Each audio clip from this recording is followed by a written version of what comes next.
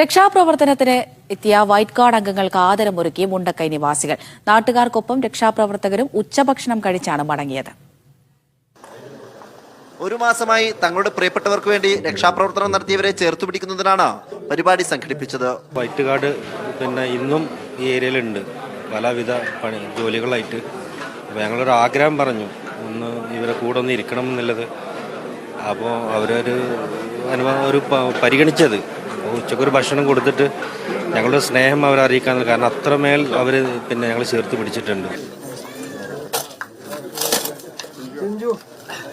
ദുരിതബാധിതർക്കൊപ്പം ഒരു നേരത്തെ ഭക്ഷണം കഴിക്കാനായതിൽ സന്തോഷമുണ്ടെന്ന് വൈറ്റ് ഗാർഡ് അംഗങ്ങൾ പറഞ്ഞു. അവരുടെ ആവശ്യം നമ്മൾ അംഗീകരിച്ചു കൊടുത്തു. കാരണം ഇത്രയും വലിയൊരു ദുരന്തത്തിൽ പെട്ട് കഴിയുന്ന ആളുകളോടൊപ്പം ഞങ്ങളൊന്ന് ഇരിക്കണം അവർ ആവശ്യപ്പെടുമ്പോൾ അത് അവരുടെ ആവശ്യമായി ഞങ്ങൾ പരിഗണിച്ചുകൊണ്ട് അവരുടെ കൂടെ ഇരുന്ന് ഒന്ന് ഭക്ഷണം കഴിച്ച് ഒന്ന് സംസാരിച്ച് കുറച്ച് ഞങ്ങൾ പിരിഞ്ഞു പോകാനാണ് ഞങ്ങൾ ഉദ്ദേശിച്ചിട്ടുള്ളത്. ദുരിതബാധിതരെ സാധാരണ ജീവിതത്തിലേക്ക്